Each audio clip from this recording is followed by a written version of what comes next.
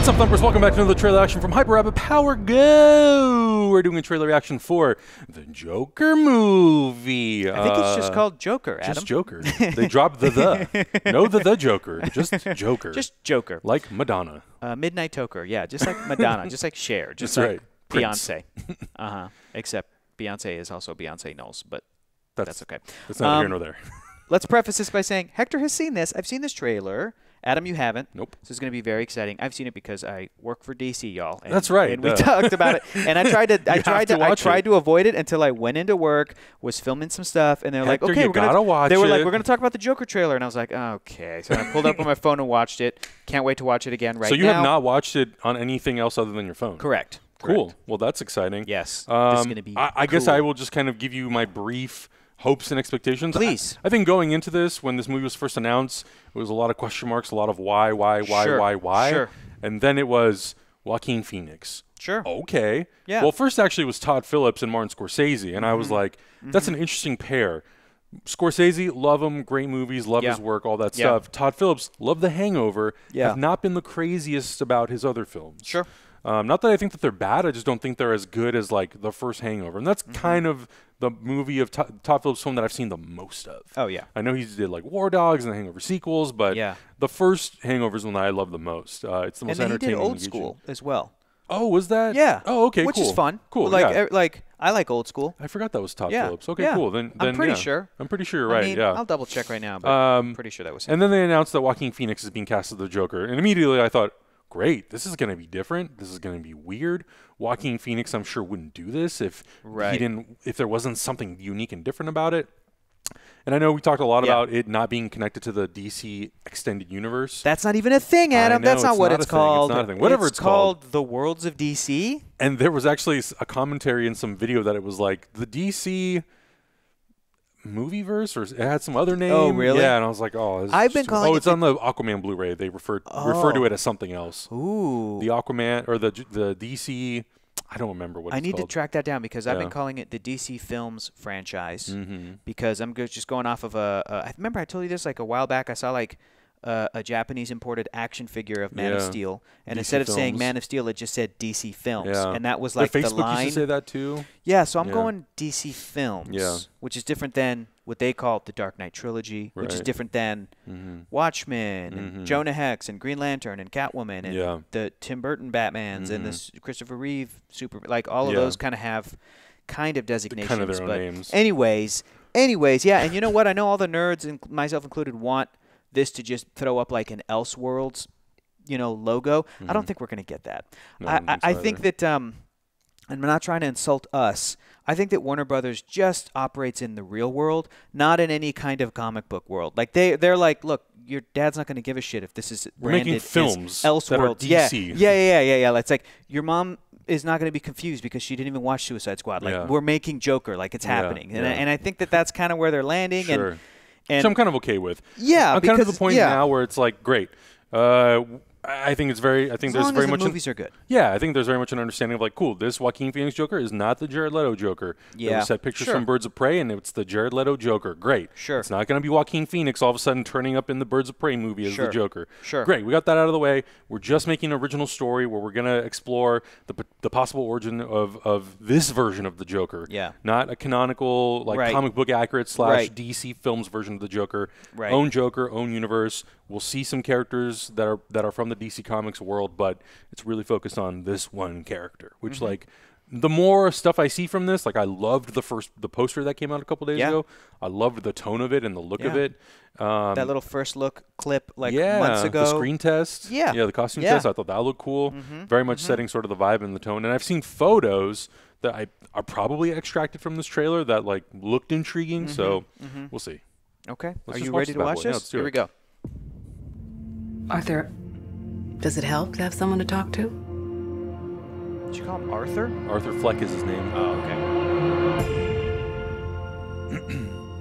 My mother always tells me to smile and put on a happy face. She told me I had a purpose. To bring laughter and joy to the world. Hey! Stop them! Yeesh. Jesus. Is it just me? Or is it getting crazier out there? Smile. Jesus. Though your heart is aching, smile. Even though Zazzy. it's breaking. When there cool. are clouds in the sky, you'll get by. What? If you smile. To your fear and sorrow, smile. And maybe tomorrow you'll find that life is still worthwhile. What's so funny? Freak!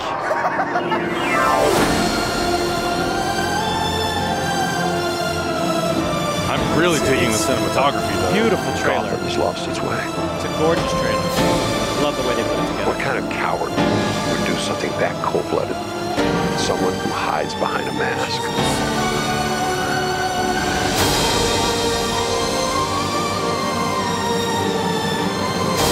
Is that supposed to be Bruce Wayne? I used to think that Maybe. my life was a tragedy. Oh, De Niro. But now I realize it's a comedy.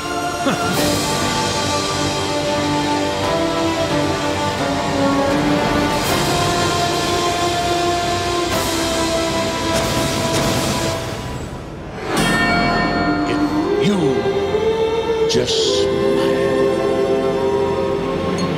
Yeah, great trailer. Great trailer. Wow. And that nice little Wow. DC logo right at the end. Yeah, what'd you think? I really liked it. You're a changed man. Look at I you. liked it a lot. Yeah. I like the cinematography, first It's of all. gorgeous, man. It's definitely one of the better looking movies that they've, and I think also this is not a movie that I'm not expecting this movie to have heavy visual effects in terms of like big action sequences and all that sort of stuff. So are you? I'm sure they'll digitally sort of enhance stuff because it's the 80s. 70s, 80s, I think 80s. it's the mid 80s or late Sure. 80s, I think. Sure.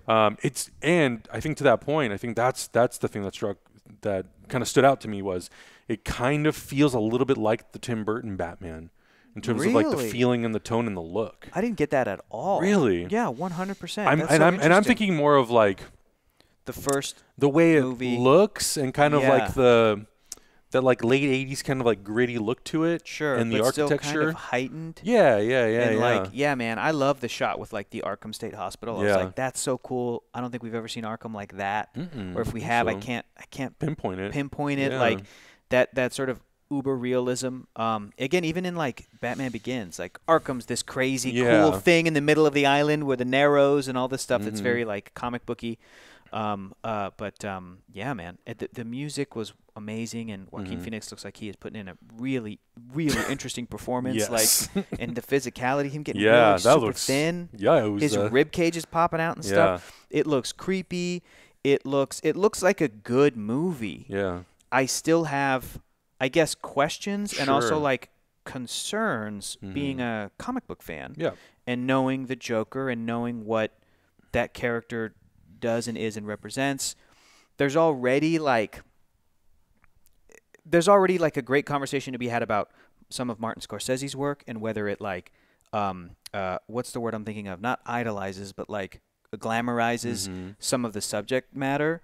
And there's a great conversation to be about this type of stuff with like what's the responsibility of art? Is it just to be art? And then it's up to people, you know, like when people put posters of Al Pacino's Scarface up on their wall and like admire it and look up to it, is that bad? Like, you know, gangster films and crime and when you get to the Joker represents a lot of different things and is there a tendency for potentially easily influenced young audiences to like maybe get the wrong idea kind of a thing, like, but that means this movie's going to have a lot of ideas to toy with. It's not it's not Shazam or Aquaman or Wonder Woman where it's like good versus evil and fun. This is like something else, which is really, really exciting, and I'm really looking forward to seeing it. But I also am always going to be rooting for like a regular mainstream DC universe on film. because I love that living, breathing universe, including Elseworlds stuff, including like creative takes on, like, you know what I want to read? I want to read Scott Snyder, Batman comic book writer on Twitter. He said it the best when he sort of like was tweeting about this trailer. Interesting. I really liked what he said. Let me see if I can find it. But yeah, give us some more of your thoughts. What do you think, Adam? Yeah, I mean, I this movie, you definitely see the beginning of this trailer. You know, you kind of see the uphill climb of this character, who then is broken down by society, and then by the end of it, he's literally walking downstairs, and you're seeing his like downfall into the Joker. There's gonna be a lot. So of I'm wondering, like, is that gonna be something that plays into the movie? Is that gonna be sort of the arc of the character? How he potentially wasn't going one direction, and society and his circumstance took him in a completely different direction. That's why he became the Joker. What's gonna influence that? Who is going to be Like, is he going to be the villain of the movie, or will there be other people? Is the villain of the movie going to be Thomas Wayne, or the mayor of Gotham, or society? You know, his circumstances. What is it going to say about the late 80s? All of that stuff. And it looks like it's going to be pulling from some Killing Joke stuff. And my favorite thing about the Killing Joke, it's what just happened? One of them went out? Oh, well. That's okay. The Killing Joke is a comic book I don't love. Yeah. But the thing I love about it is that the message is, people always say, you know, the message is, all it takes is one bad day for you to be like the Joker. And my takeaway from the book is actually no, because Batman also had one bad day. And look at what Bruce Wayne did. Yeah. He still did the right thing. So, like, is that going to be the message of this movie? Here's what Scott Snyder said. He said, before I watch Joker, no, I am always, in all caps, up for giving a new take on a character a chance, even if it goes against my beliefs. It excites me to see creatives do something daring, passionate with an icon. Sometimes it fails, yes, but sometimes it expands everything we thought we knew. Totally. And that could totally happen, and I'm really, really excited about that. Like, to me, sort of best case scenario is that this movie does something that people go, how has that never been done before? Yeah. That's the Joker. And then it'll find its way into the comics, into an animated stuff, into like some great idea will be able to be worked into like the core mythology without like breaking it or rebooting it or revamping it. I mean, the best example of that is Harley Quinn. Harley Quinn. Being created for the animated series and then being such a hit, so good. Let's put her in some comics. And now it's like a staple. And I love the way that the Guardians of the Galaxy comics evolved to include more of the feel of the movies. Yeah. You know, because I really love those characters beforehand in the comics, but, like, to be frank, they had never achieved those levels of emotion and depth. And then this movie comes out in the sequel, and you're like, oh, my God, that's so good. That's so good. And now we're debating about a director coming back to complete it because you want it. Yeah. So I'm excited, and I'm always going to be open to, again, like, of course, he's a writer. He's brilliant. And he's had, like, this awesome Batman run. Yeah.